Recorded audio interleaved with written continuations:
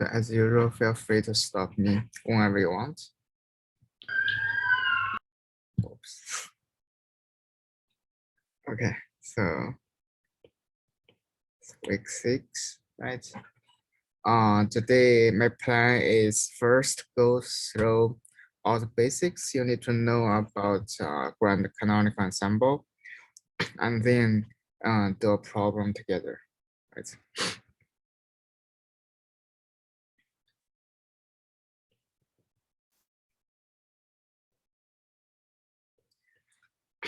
So this ensemble is also very useful in practice. So previously, we talked about canonical ensemble, meaning that basically we attach our system to some thermal reservoir, meaning so we keep our system at some fixed temperature T. Now we are now, for the grand canonic, we also attached to some thermal reservoir. At the same time, we also attached to some particle reservoirs, meaning that there can be particle exchange, right? The N can fluctuate, the number of particles can fluctuate. So I'm pretty sure you already see this kind of examples. You may notice where didn't notice that. One example is, imagine I have some conductor. Now I connect to some voltage. So for electrons in this conductor, the chemical potential is nothing but EV, right? And you can, electrons can have flow in and out, but the potential is fixed. Of course, if you change the shape of this conductor, the total Q can change, right? Q equal to like C times V, right? C is the capacitance, which depends on the shape of your conductor. But this is just, you can regard the electron gas in this conductor as some, fixed chemical potential, which is EV. Of course, in this system, we don't need to invoke this kind of grand canonical ensemble, because there's no temperature when you learn this kind of system in ENM, right? It's a zero temperature system. That also means it's very useful in practice, because whenever you have some material, we'll always connect to some electric circuits and measure the electrical signals, and to capture the the properties of this material, something like that. In that situation, for example, we have electrons in the material, then it's natural to describe the system using this grand canonical ensemble. So, okay, here is just some background. Okay. So next thing I want to say is, oh, by the way, so we use this grand canonical ensemble usually when the particles is indistinguishable. If it's distinguishable, like it's fixed in the real space,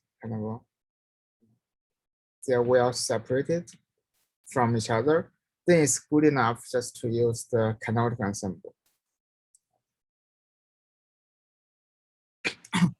Would this treatment work if we have current?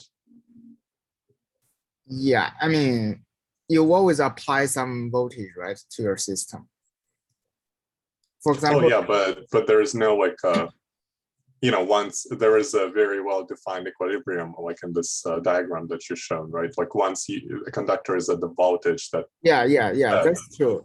Yeah, that's true. For example, like in the so-called quantum Hall system, you have two edge, you have some bulk. The edge is kind of conducting edge. Bulk is, okay, so there's no dissipation in the on the edge. If you connect to some, people do this kind of experiments, right? Connect to some voltage and connect to some other voltage. Then the chemical potential for, for the electrons on this edge would be V, and on this edge would be V tilde, something like that. My point is, whenever we have this kind of a concept of chemical potential, we can always control it by some external bias. Basically, we control the reservoir. That is controllable, and in that sense, it's quite useful. I mean, in canonical ensemble, there's no concept of this kind of chemical potential. The particle is always fixed. And, so the chemical potential doesn't have to be constant here, right? For grand canonical. Yeah. It could be a function. Okay. Yeah. Of course, you can tune this chemical potential by changing your reservoir. For example, by changing the voltage of your, that you applied. Yeah, it's a way to control your system. Okay, so grand canonical partition, grand partition function. Now we have this kind of a setup. We need to calculate physical quantities. The starting point is also this kind of a grand partition function. But in practice, as I will discuss later, we don't do it in this way. It's kind of just for textbook examples. So basically, we know how to calculate this guy. Now the n can fluctuate, so we have a summing over n. There's a factor like this, right? Basically, it's summing over n and k. K, we use k to label the microstates. Things minus state. Originally, it's like this, and we have actual term like this. Right? And we can fix n first. Then you have this. Then summing over the microstates for fixed n. Right. Of course, we can also fix k first, and then summing over the partition function for energy level k. Oops, should not sum. It's a product. Right? They are equivalent as I will show you example using the example of ideal gas, classical ideal gas. Just some, I'm pretty sure you know this, but like. So should it be a product for fixed n? Or Fixed n energy level? Like when you fixed n and are you summing over k's? Oh, you mean here? Yeah, so this is a sum, but we could also rewrite it as a product. Sorry, I'm just a little bit confused about this argument I'm making. I thought that the point is that you can adapt the argument in the exponential, and that's equivalent to multiplying exponentials, right? Yeah. That's only when your system is not interacting, right? It's free. Then you can kind of sum in the exponential can becomes product. Here I just, okay, so maybe it's not kind of accurate to write down like this. I think this is only true when the system is non-interacting. It's a free system. But as you will see how we will kind of approach the problem when there's an interaction. I will remark on that later on. Yeah, you're right. If it's interacting, it's not true in general. Okay, so ground potential, which is kind of similar to the free energy, right? It's kVt log Q, and we know G is dG is given by minus S dt, some thermodynamic equations. So we can write down what is minus S, what is minus N, what is minus P.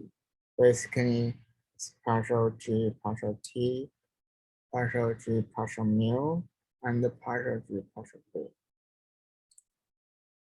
Of course, you can change your PV to general force and the general displacement, right? Okay, this is just some, some basic equations you need to know.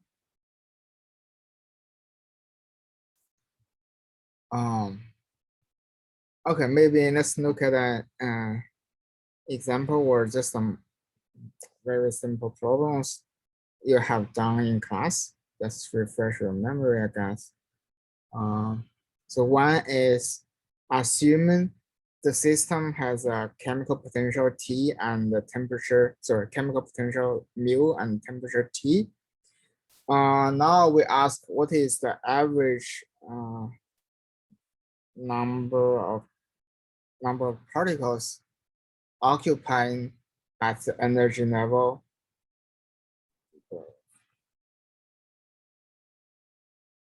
Epsilon K. I mean, this will give us the boson Einstein distribution and the and also the what's the name Fermi distribution, right? That's equivalent to specify your it's a boson or fermion, right, for your in your system. So the point is, in this, we usually adopt this approach. In this situation, what you need to tell us is it's a fermion system or a boson system. This is one piece of information you need to know. Another information is the Hamiltonian. In practice, I don't think we use this approach, even though we use this to evaluate the partition function for the classical ideal gas. But this is the more often used. So if you know something about the second quantization notation, for example, I have some Hamiltonian. I don't know, I just write down some. So this is the interaction term. Let's label it so it's K minus K minus K, K prime prime. I think this is the Hamiltonian for electrons in a superconductor. There are some interactions. So this is one thing you need to specify. And another thing is tell us, okay, CP dagger, CP something like that is 1. Meaning that we need to specify the commutator relation. That's equivalent to say it's a boson or a fermion. So in classical physics, we also have this, right? If you want to tell me the system, first thing you need to tell me is the Hamiltonian. I don't know, maybe some potential. Another thing you need to tell me is the boson bracket. PP equal to 0, XX equal to 0, and XP equal to 1. There are 2 pieces of information you need to tell me. That's the remark. Of course. Okay, so let's turn back to this problem. Everyone know how to do this, right? I can do it very quickly for you. For fermium, we know the grand canonical, sorry, the grand partition function summing over n exponential minus beta n epsilon k minus mu. Because it's a fermium for this energy level, the n can be only 0 or 1. So it's when n is 0 is 1. When n is 1 is exponential minus epsilon k. And you can calculate the average number of particles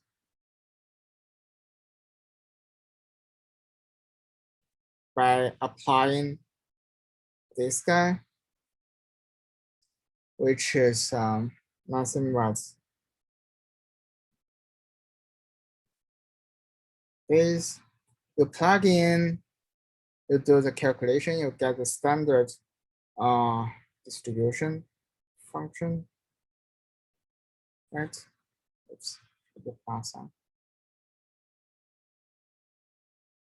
And similarly for boson, the only difference now your n can be, from 0 to infinity. That means your partition function looks like this. And you apply the same formula.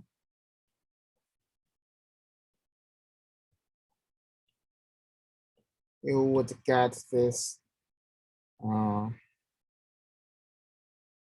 both Einstein distribution. So there's a minus sign because it can have Bose-Einstein condensation, right?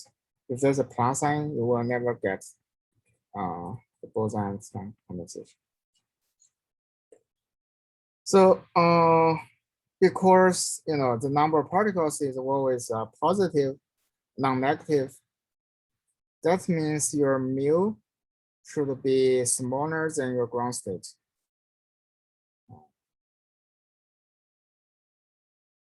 Usually we set the ground state to be 0. I mean, the absolute value of energy is not meaningful, so we can always shift it to some value we want. Then, this is a value of mu, this is a ground state. So as mu much smaller than 0, the system is quite classical, right? Because in this situation, your number of particles for the states is much less than 1. As you increase your chemical potential and reach your ground state energy, the system becomes more quantum. And when you reach this point, there will be BEC, which is a pure quantum effect, right? That's something you can kind of immediately see from this distribution.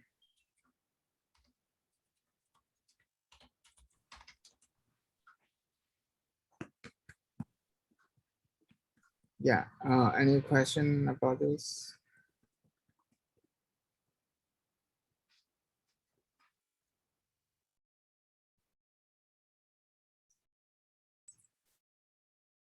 Yeah, okay, so I'm pretty sure the professor did this in class.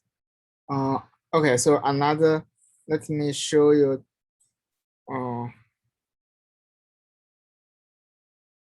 for the ideal gas.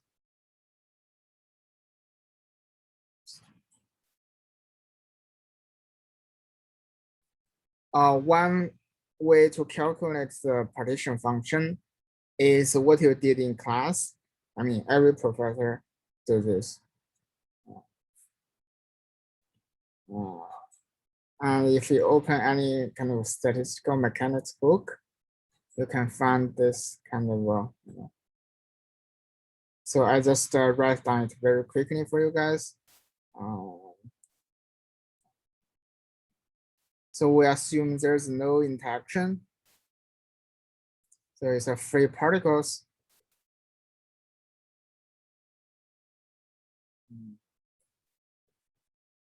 We also assume it's indistinguishable.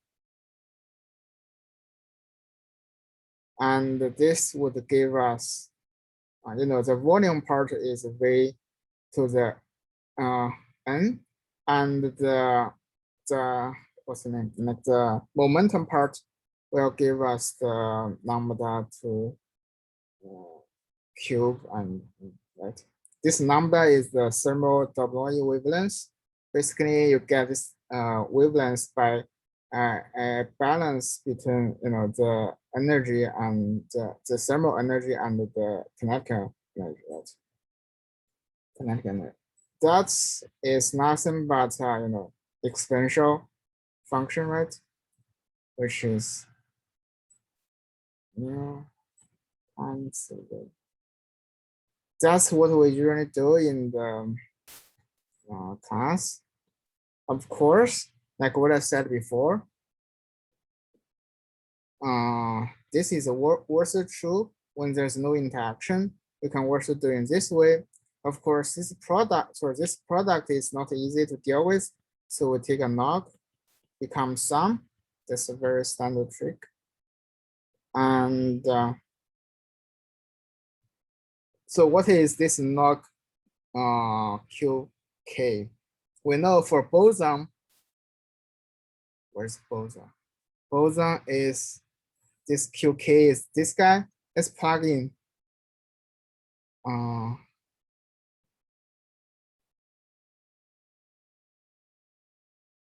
And since this is a classical gas, meaning that I just simplify it a little bit.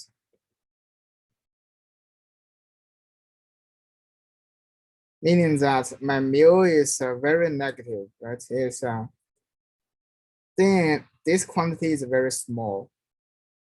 So we can approximate this guy in the classical limit. Becomes exponential minus beta epsilon k minus mu. I mean, this is nothing but exponential beta mu sum over k exponential minus. So this is nothing but the integral over the momentum parts, right? The moment parts, remember the momentum parts would give us the, what's the,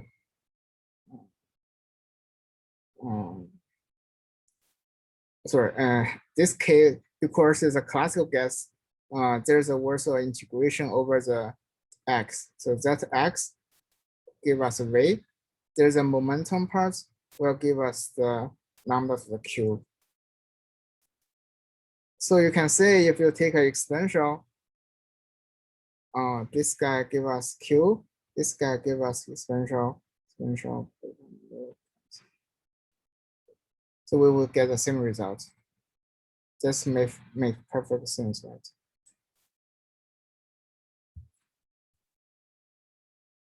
And of course, real interesting system is not free. It's not like this. We always some interacting terms, like the Hamiltonian I wrote down here. Okay, I can just write down. You have some energy spectrum. CK. You have some interaction, 4-point interactions.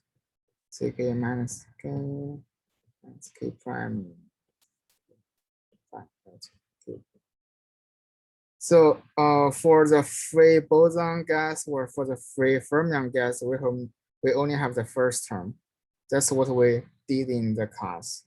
And whenever we have this term, above calculation does not work, we need to find some other ways to work it out. One way is to use mean field theory, another way is to do perturbations, also draw diagrams, stuff like that. You will say we never calculate, we never really calculate this partition function. We just we just specify what is a fermion or boson. For example, it's a fermion, and we know the Hamiltonian. Then we calculate the quantities we want to know directly. For example, for the n, we just need to sum over all the energy levels. For the energy, we only need to, which is the energy times epsilon, right? Sum over all the energies. So once we know the energy of the system, we can calculate the specific heat, stuff like that. Those quantities, for example, this guy, we can measure experimentally and compare with our theory.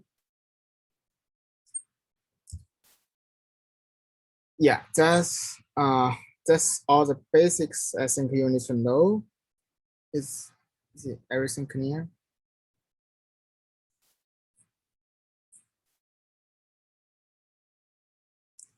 Okay, so if everything is clear, let's do an example, do a problem together. So, right.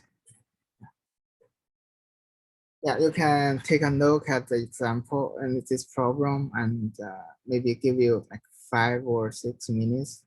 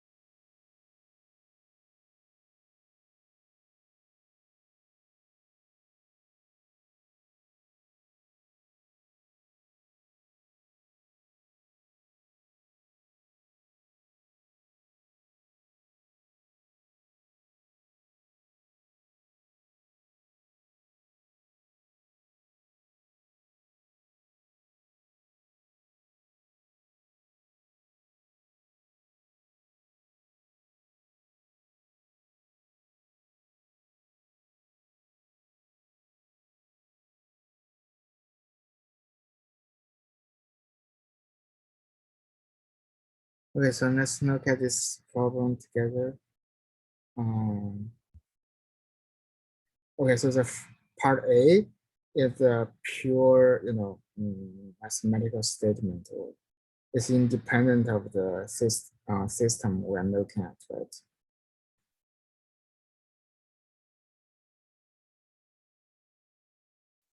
So for any system of fermions at chemical potential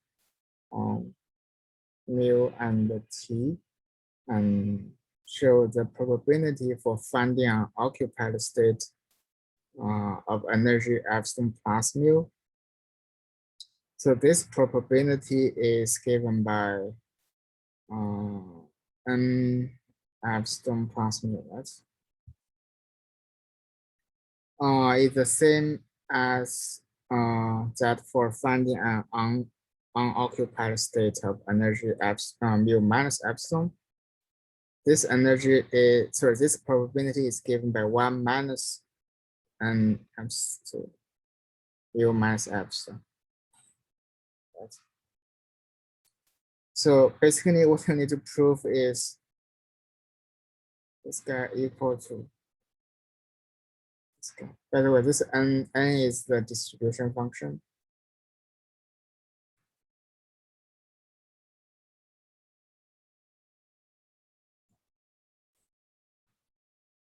The formula.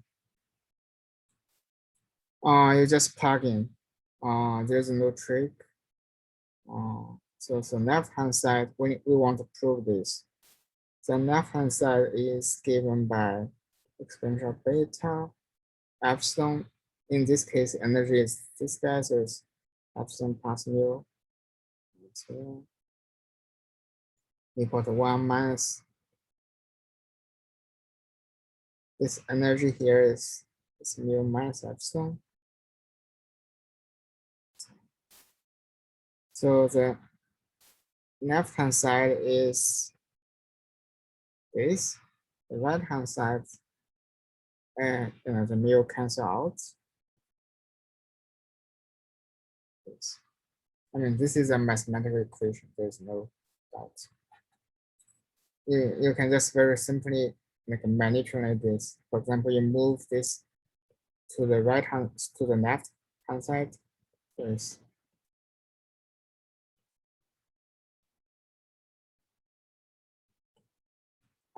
You combine them, you get, the denominator is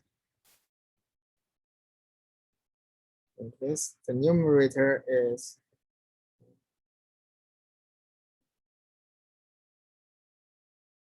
so you can say the denominator, if you expand, you get the same thing as the numerator. So you cancel out, get 1. And an equation. Or geometrically, if you draw this graph, of course, at 0 temperature, we know that it's a step function. This is the mu, right? Which is epsilon. And at final temperature, is something like this, something like that, right? It's mu. It just tells you if this is the difference is epsilon, this difference is also epsilon, then the length of this guy equal to the length of this guy.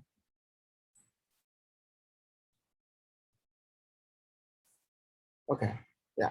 Any question about this part A?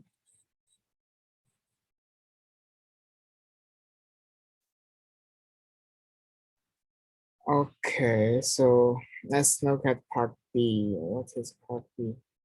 So now we have a concrete system, which is the fermion. We know the spectrum basically tells us the Hamiltonian, right? The spectrum is like this. And we also know at 0 temperature, the the potential, sorry, the chemical potential is at mu equal to 0, something like that. Basically means all the, energy level, negative energy levels are occupied. Now we need to calculate the chemical potential at arbitrary temperature T. I mean, to achieve that, we can take a look at the total number of particles, which is,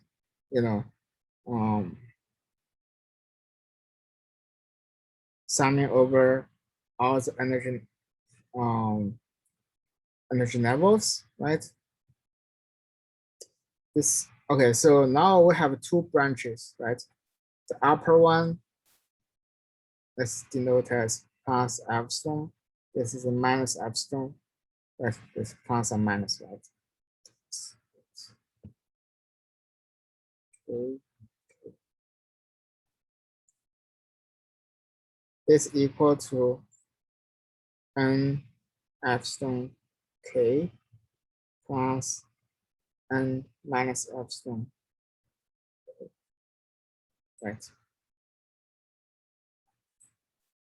I'm just writing down the definition of the number of particles. Basically, summing over all the all the energy levels. That was the number of particles in this state, in this state, in this state, in this state, in this state, in this. There are two branches, so there are kind of two separate terms. And at 0 temperature, this guy is, the first term is 0, meaning that the upper branch is unoccupied. There's no particles. And this guy is 1, meaning that every single state in the lower branch is occupied.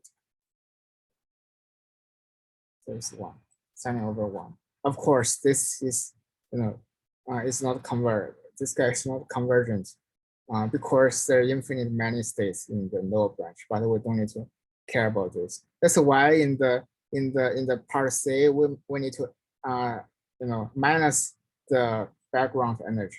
Otherwise, you will get some divergent energy, but it doesn't matter. So let's look at the finite temperature. I mean, in this situation, generally, both terms are non-vanishing, right?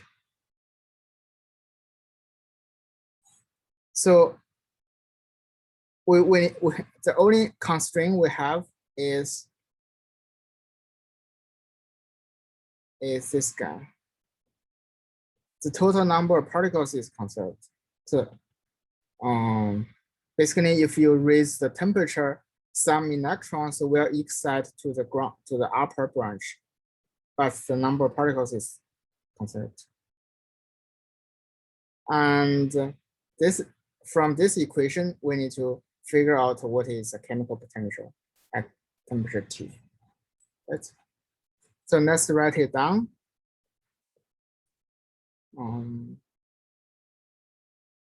Minus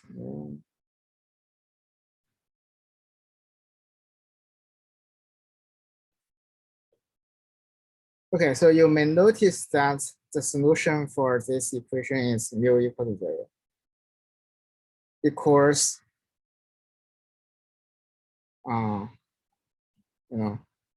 this guy plus this guy is 1. There's a beta epsilon. This is a minus beta epsilon. So we want the exponential here and here have opposite sign. So the only way to do it is make mu to be 0. Then here would be beta epsilon k. Here would be beta minus epsilon k. Then this will give us 1. Meaning that the chemical potential at finite T is worth 0. This also makes sense. there's a particle Hall symmetry. I mean, questions?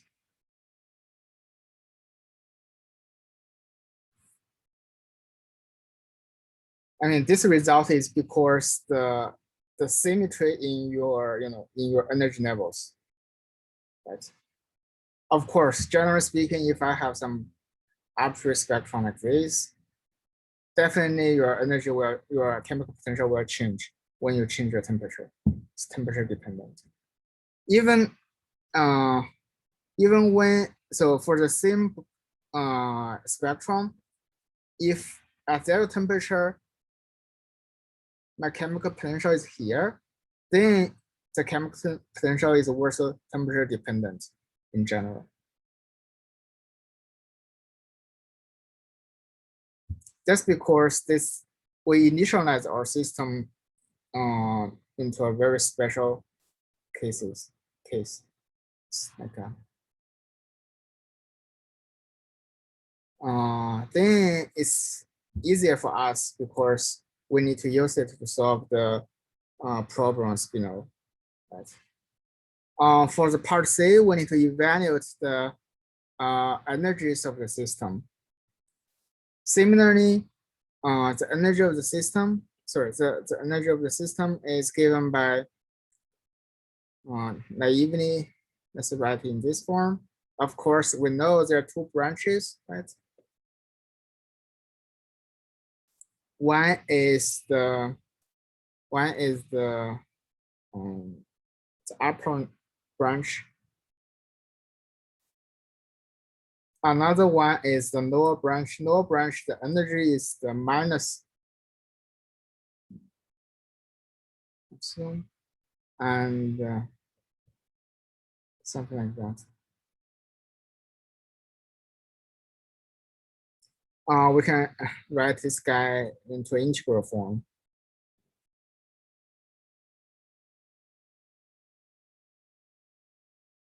There's a voltage, something like that. Standard factors. This two comes from the spin degeneracy.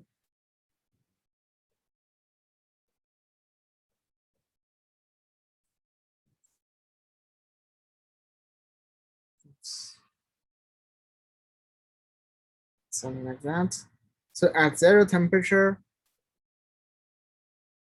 you have a similar expression. Sorry, G, V is volume, right? Not the voltage. Yeah. V is the volume. Yeah, it's the volume. Thanks. Yes, V is the volume. And okay, so at zero temperature, this guy is 0, right? This guy is 1.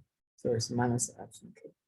So basically, we are summing over all the energies within the lower branch. That's the total energy at zero temperature. So it looks like this. The difference oops, is given by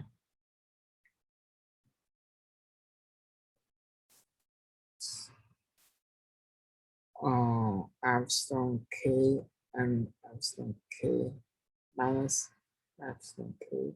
So this is also minus epsilon K. So minus epsilon K becomes plus epsilon K. Plus epsilon K, I absorb into this guy, becomes minus 1.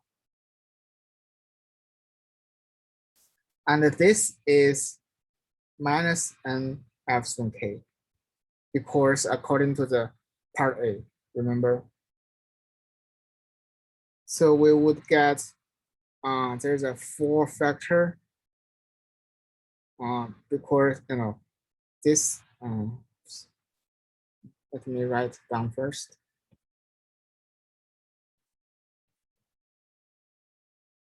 Something like that. This term is also epsilon K and epsilon K.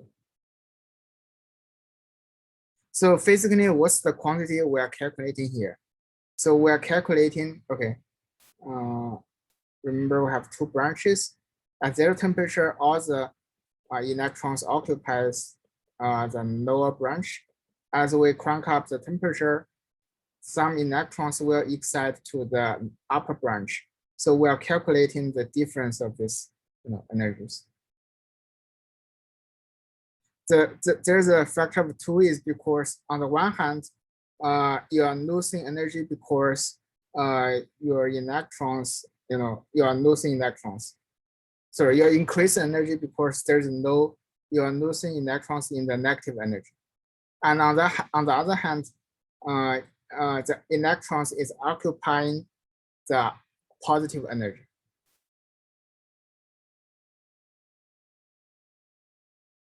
Right? So this guy tells us the electron is occupying the positive energy. This term tells us the electron is leaving from the lower branch. So both will increase the energy. So that will give us this factor 2, and 2 times 2 is 4. Okay, so of course, yeah, that's the second. Okay, let me write it down.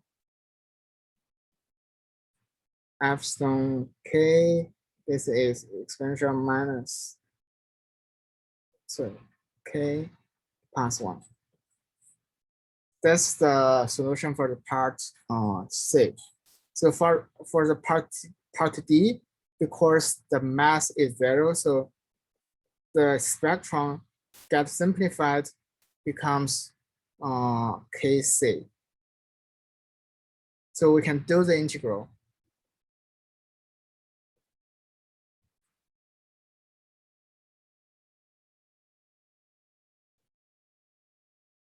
The standard trick, right? So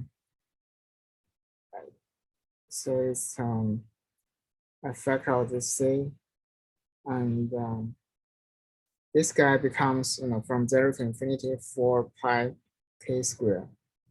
It's k epsilon beta c k plus 1 dk. And as we don't want to do the integral, but we can factor out all the physical quantities by setting beta c k equal to x. Then we have, what's the result? Let me just write it down. I think we're running out of time, so.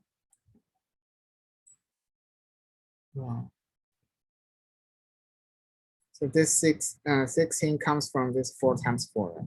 2 times.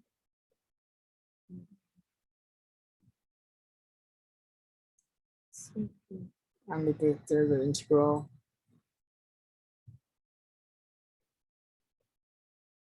Like this. This is just a numerical constant. If you want to evaluate, you can leave it like this, but if you have, you can also evaluate it using Mathematica, which is that, and you can plug in, that's the result, meaning that the difference in the potential, so in the internal energy is proportional to T to the force, because this is the temperature, right? 1 over temperature. So the CV is proportional to T to the cube. And for the part E, if there is a gap, this is proportional to MC square. So what is the, we don't need to calculate it. We just kind of hand waving write down the results.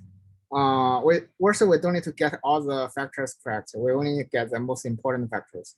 Because there's a gap, you can imagine that, of course, in the part D, there's no gap. It's a kind of a giraffe cone, something like that, right? It's very easy to excite from the lower branch to upper branch. But here there's a gap. This process, this exciting process, gets exponentially suppressed. You can imagine, right? Which is MC squared, something like that. Of course, when you crank up the temperature, the suppression factor decrease, right? You have more thermal energy, you can imagine. So this factor will enter into your total energy.